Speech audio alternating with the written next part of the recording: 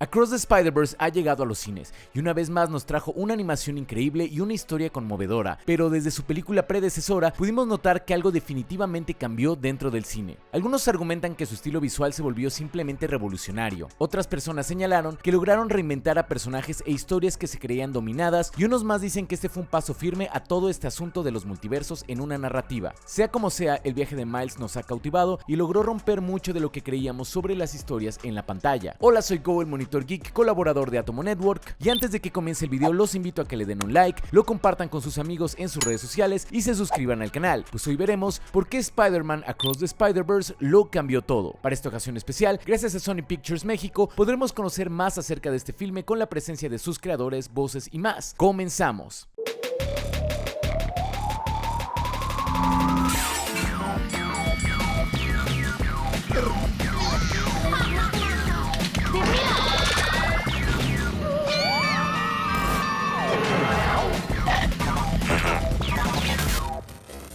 ¿Por qué Spider-Verse es tan poderosa visualmente? En un momento donde estamos teniendo constantes adaptaciones de superhéroes en distintos medios, es muy común que muchas historias busquen adaptar lo que vemos en los cómics a un lenguaje cinematográfico. Sin embargo, pocas son las producciones que traducen los elementos vistos en los cómics a la pantalla grande. Cosas como onomatopeyas, los globos de texto, incluso los paneles con varios personajes, solo se llegan a utilizar como un recurso estético o una meta referencia del material de origen. En Spider-Verse no solo se buscó que estos elementos fueran parte de la estética de la película, sino también parte de la misma narrativa, un perfecto híbrido entre animación y cómics que incluso en otras animaciones relacionadas a esto se ve poco. Es por eso que le pregunté a Phil Lord y Chris Miller, productores de la cinta, sobre esto. Well, when Chris and I started thinking about the movie together, we had two ideas. One was the movie should be about Miles, and the other was it should feel like walking into a comic book, and not just a generic comic book, but one where you really felt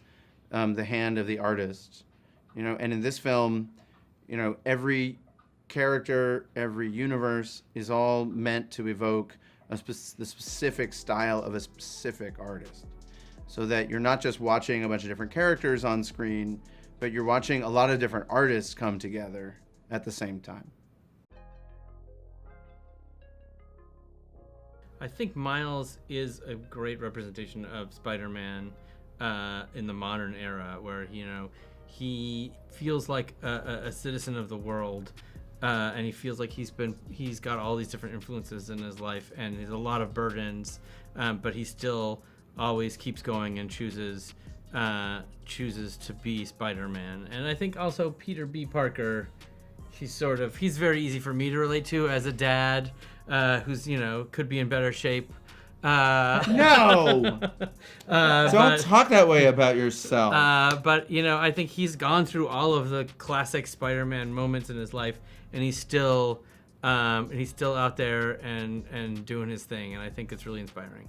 ¿Por qué todos queremos usar la máscara? Otra cosa importante a la hora de hablar de Spider-Man es lo fácil que nos podemos identificar con él, un joven nerd que adquiere superpoderes acompañados de una gran responsabilidad, por lo que no es raro que podamos ver esta misma historia con otros contextos, variantes, épocas y hasta universos. Sin embargo, si bien estos poderes le han otorgado muchas buenas experiencias, la vida de aquellos que toman el manto de Spider-Man también llega a formarse a través de la tragedia. ¿Será que Spider-Man está condenado a ser infeliz en todos los universos? Dijimos que Hailey Steinfeld, Shamik Moore y Jake Johnson, voces de Gwen, Miles y Peter B. Parker en la película, lo respondan.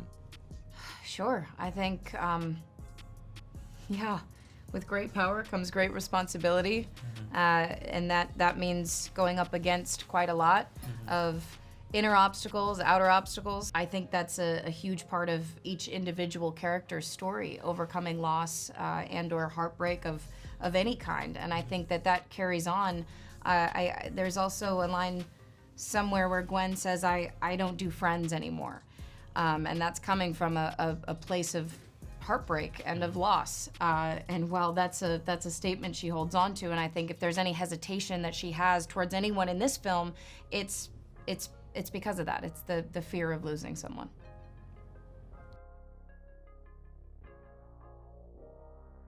Well, the Peter we have, when we first met him in the first movie, he didn't really want to deal with the Spider-Man stuff anymore, On the other hand, Miles wanted to learn how to be Spider-Man, but didn't quite know how to take that leap of faith. He was still very much leaning on Peter to teach him. And, you know, it was when he stopped providing the support and went to go handle it on his own, and with Gwen and the other spider people, did Miles really take that leap of faith and find his own knowledge of self and embrace his superhero within. And yeah, I mean, so I guess the difference now is just, you know, that relationship is really tested in this film, you know.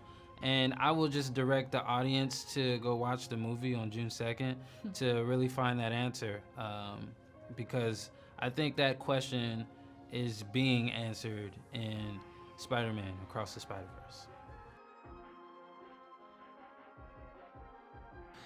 I think was the whole idea of it, it's just a regular person who gets bit and then gets the power. And so it's not something that was like passed down from family to family. It's not something that they were born with this superpower that's unworldly. It kind of finds them. And so the whole idea of it is kind of like anybody can wear the mask and anybody could become this. And I think that's one of the reasons it's really relatable. Un nuevo universo a partir de la animación, pero volviendo a uno de los aspectos más importantes dentro del filme es la animación. La película de Spider-Man a través del universo es uno de los proyectos más ambiciosos que se han planteado hasta ahora en el mundo animado, siendo uno de los proyectos más ambiciosos de Sony Animation hasta la fecha. Esta secuela contará con 1000 animadores para tener una cantidad de 240 personajes animados en pantalla y 6 estilos de animación diferentes, una proeza gigante dentro de la animación. Por supuesto, ya lo dijo el mismo Kingpin, no todo se trata de dinero, Spider-Man. Y es que este filme ha sido el banderazo para llevar no solo a la animación, sino también a varias de las historias que podemos ver en la pantalla más allá. No solo basta tener una animación estética, detallada o inclusive que emule a la realidad, se trata de que esta venga acompañada de una historia que realmente podamos conectar e incluso logran cautivarnos de la misma manera que historias fuera del medio de la animación. Porque, como dijo Guillermo del Toro, la animación es cine, no es un género o un recurso para infantilizar historias, es un conjunto de distintas técnicas que permiten llevar a la cinematográfica a lugares donde no hay límites. Por eso aprovechamos para hablar un poco de lo que fue la animación de este filme con los directores Joaquim Dos Santos, Kemp Powers y Justin K. Thompson.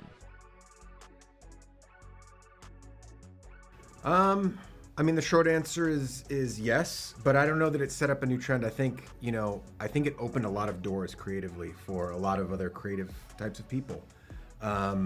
It tried new things, it broke new barriers. It wasn't afraid to sort of experiment. These guys, Justin, who was the production designer on it, they didn't know if all the things were going to work. They just sort of believed in what they were making and put it out there. And I think that mentality, once it started resonating with the audience and people started accepting it, it gave me as a creative person, it opened a lot of doors and let me know we can try for new things.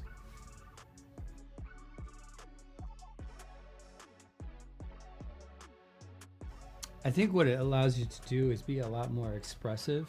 The idea that in animation we can make each of these dimensions look completely different from each other, and we can put all these characters right next to each other with all these different looks. I think animation is, as a medium, is very is incredibly adept and suited to being able to put that onto the screen in ways that are just perhaps maybe a little bit more, you can be more fun, more experimental. Yes, a lot more of it. I mean, the world is full of all different kinds of comics and different kinds of styles. So we had a wealth of places from which to draw inspiration. And we definitely went to some pretty exciting new places in this. For example, when our heroes go into Mumbattan, the world of Spider-Man India.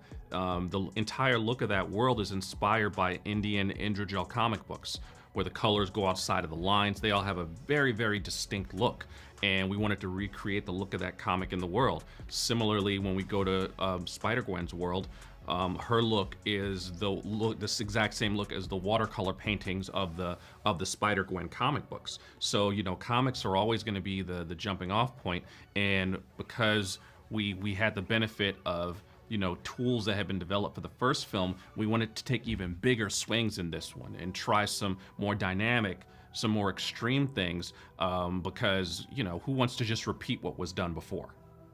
Y al final, ¿lo cambió todo? Es innegable que las cintas animadas del Spider-Verse han logrado tener mucho éxito. La influencia que ha dejado para una nueva generación de creadores es impresionante, además de que otros estudios han intentado emular su fórmula y comprendieron que no solo se trata de que algo se vea bien, sino que las historias también sean algo que nos debamos de tomar muy, pero muy en serio. Recuerden que un gran poder conlleva una gran responsabilidad, es por eso que te invitamos de manera responsable y educada en los comentarios a que nos digan qué tal te pareció la película Across the Spider-Verse. ¿Crees que realmente esta cinta cambió todo en la industria? No te olvides de dejar tu like, compartirlo con tus amigos, suscribirte al canal y al mío en donde me tomo los cómics muy en serio y a darle esa campanita con tu disparador de telaraña. Yo soy Go, el Monitor Geek, colaborador de Átomo Network y sigue viendo más allá de lo evidente.